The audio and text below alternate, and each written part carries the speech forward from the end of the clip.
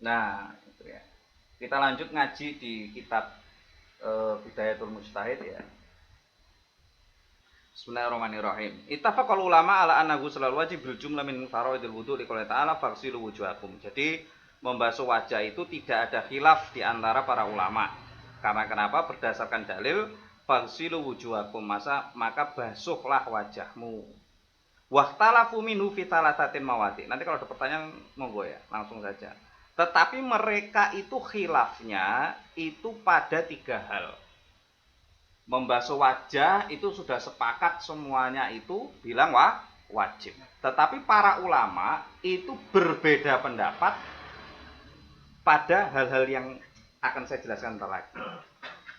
Fitalah tati mawadi, dalam 3 hal. Yang pertama adalah fi ghuslil bayat alladhi bainal idar wal udun. Yang pertama adalah mencuci. Jadi gini, yang pertama adalah mereka khilaf apa saja yang harus dibasuh, bagian mana saja di antara idar wal udun. Idar itu ini loh, apa jenenge, jambang. Wal udun. Bayat itu adalah sesuatu kulit yang tidak ditumbuhi rambut, itu namanya bayat. Ini ya, pasti namanya al-bayat. Al-bayat itu adalah bahasa Arabnya artinya adalah kulit wajah yang tidak ditumbuhin rambut. Kalau di sini jelas, ini adalah bagian daripada wajah, oke? Bagian sini loh ya. Karena kan tidak mungkin ditumbuhi rambut. Tapi permasalahannya adalah antara jambang sama kuping. Ini kan juga tidak ditumbuhi rambut loh ini. Tetapi dia sudah melewati batasan daripada apa? Jambang. Tuh, Pak, paham nggak sini? Kalau wajah ini tadi itu disebut dengan bayat. Artinya segala sesuatu kulit yang tidak ditumbuhi rambut. Permasalahannya di antara jambang dan di antara kuping itu tidak ditumbuhi rambut. Apakah ini itu masuk bagian daripada wajah atau tidak masuk bagian daripada wajah? Kita bahas. Itu adalah ikhtilaf, perbedaan pertama ya, perbedaan pertama.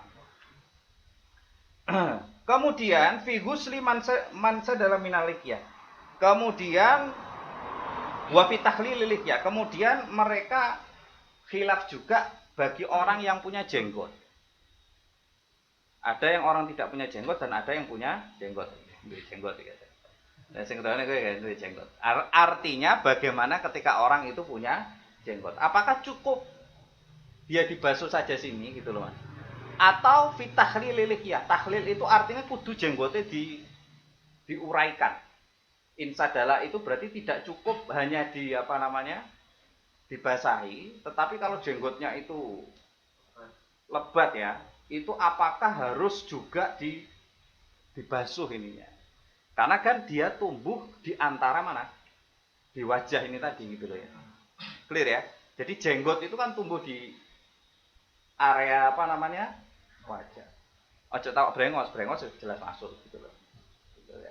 Artinya kan tidak ada sing brengos iki sampai tekan kene kan ya, tapi yo ono. Artinya kebanyakan orang adalah ngingu apa? Ngingu jenggot ya. Ngingu jenggot itu apakah cukup di sini saja atau dia harus di apa jenenge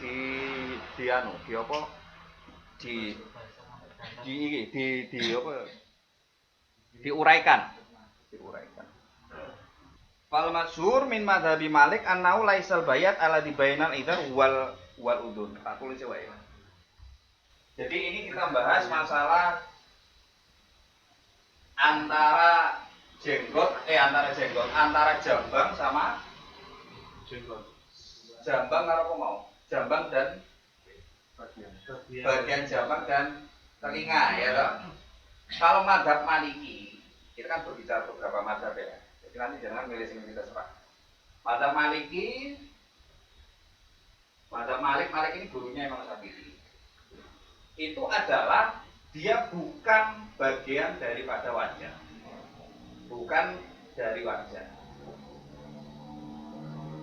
Ini ya.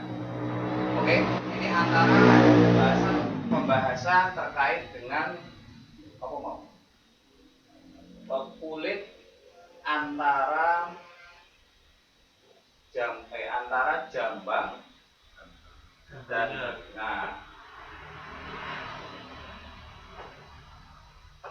bukan dari wajah Imam Ali.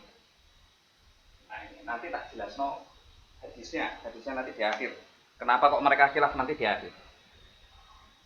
Nah kemudian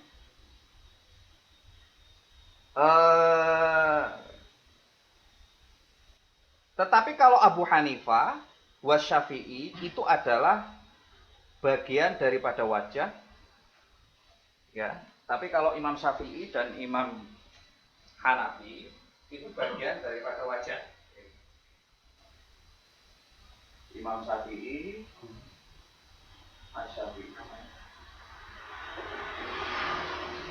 Asyafi'i sama Imam Hanafi itu dia berpendapat bagian dari wajah. Ya. Nanti tak jelaskan kenapa mereka khilafnya di mana, perbedaannya kenapa kok sampai berbeda pendapat nanti.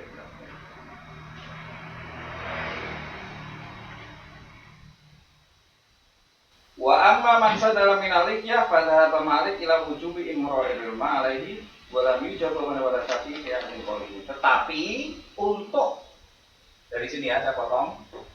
Tetapi untuk jenggot kalau Imam Maliki itu dia harus imra'ul ma. Jadi harus dibasuh. Ya, jenggot itu harus dibasuh. Nanti tak jelas nek aku sing bingung. Dia harus dibasuh. Semuanya harus dibasuh. Basuh jenggot. Tapi kalau ini dua ini dia tidak perlu dibasuh, tidak dibasuh. Clear ya? Nah, kalau ini kan lebih clear ya. Nah ini adalah perbedaannya di situ.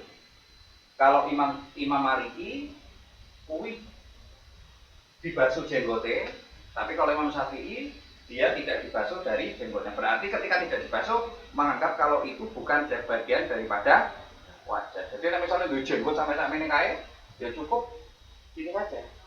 Tidak perlu diuraikan. Tapi kalau Imam Maliki dia harus sampai kudu diuraikan, harus benar-benar itu dialiri bagi siapa yang mau minum jenggot. Gitu ya. Nah itu. Nah, wa sababu ikhtilafum fi hataini masalahnya wa kifau tanawuli ismul wajib li hadaini maudu. Ini hal dan hal itu apa ama taklirul ya apa mata Abu Malik ana ulai sawajib bil qalbani tasyafi.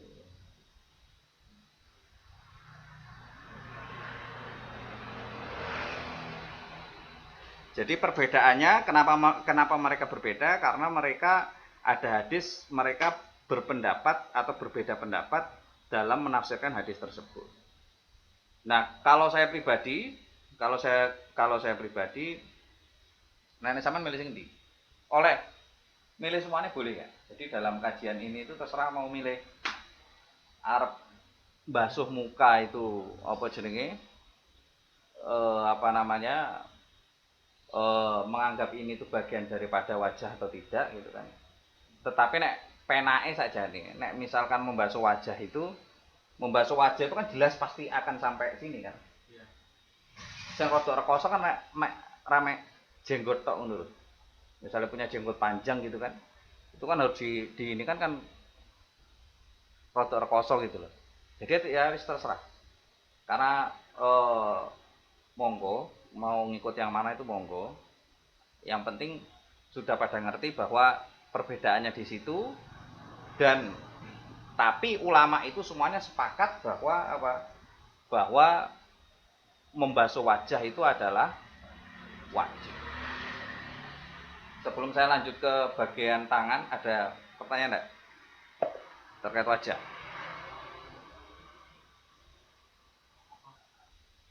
zaman bersatu dengan jenggot bewok sama ya?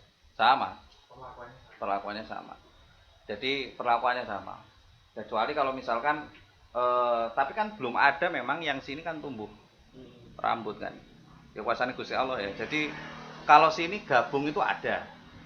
Makanya makanya jenggot itu mesti dibahas itu loh. Jenggot kan dibahas.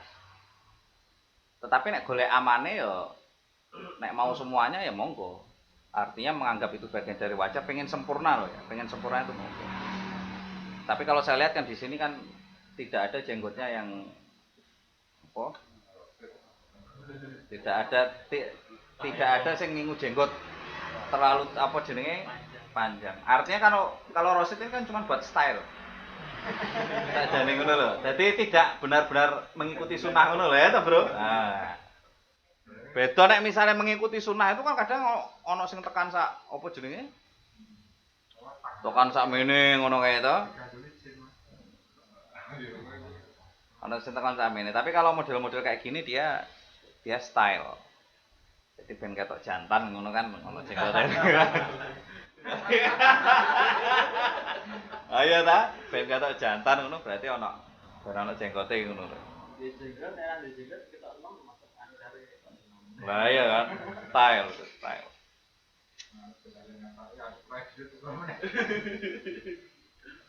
Karena kalau jenggot seperti ini kan tidak perlu diuraikan, ini kena banyu wis kena kabel.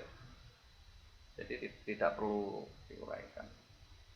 Oke, kalau sudah clear masalah wajah ya. Jadi wajah itu saya ulangi lagi ya, wajah itu bagian wajib daripada wudu. Jadi nek wudu dibasuh semua.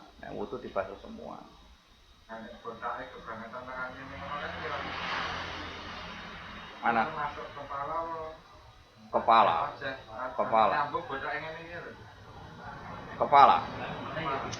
Oh, tidak lebar itu ya? Maksudnya kepala. Nanti kepala kan ada bahasanya. Kepala. Nah, itu bagian daripada wajah ya. Kita membahas setelah wajah. Nah, yang agak panjang ini terkait dengan sekarang setelah membasuh wajah itu kalau wudu itu apa? Setelah itu membasuh tangan ya, tangan. Pokoknya saya ulangi lagi ya, nek wudu ojo munggur wudu tok. Eman-eman. Tapi ketika kalian basuh wajah itu dalam hati itu kalian jaluk syukur ya Allah. Karena gini loh, kemarin kan sudah saya bilang ya, esensi dari wudu itu adalah apa? Menghapuskan dosa. Makanya Imam siapa dalam kitab Ihya itu membasuh air wudu itu makruh. Membasuh air wudu itu. Tetesan. Karena apa? Karena itu adalah tetesan dosamu. Gitu loh. Jadi wudu itu adalah menghapuskan dosa. Misalnya saya ulangi lagi ya, misalnya antara subuh tekan duhur iki ndelok wong ayu gitu kan. Atau apalah katakanlah kan. Ya biasa kan kayak gitu kan. Atau misalkan mulutnya ngerasani wong gitu kan. Atau yang lain semuanya lah gitu. Maka dengan wudu itu, dengan berkumur, dengan membasuh wajah itu dosane kuwi gogrok. Membasuh tangan dosane kuwi gogrok. Nah, sehingga esensinya adalah ketika sholat kepada Allah itu benar-benar 100% dalam keadaan suci. Suci itu bukan cuman najis ya. Nanti akan saya bahas. Najis itu kalau kelihatan itu baru ada syarat untuk menghapus. Tapi nek ra ketok itu sah. Paham enggak maksudnya? Misalkan gini loh. Nanti itu khilafnya di situ. Akan terjaga masalah najis. Misalkan sampean orang ngerti, misalkan apa ya? Ning kakinya sampean itu ada telek tidak, tapi sampean tidak tahu loh. Sampean tidak tahu. Maka itu boleh-boleh saja. Cuma nanti bahasanya nanti loh ya. Bahasanya terkait itu. Tapi kalau tahu, maka beda lagi kasusnya. Jadi saya ulangi lagi bahwa wudu itu bukan hanya membersihkan kotoran, tetapi dia membersihkan dosa. Jadi esensinya adalah di situ.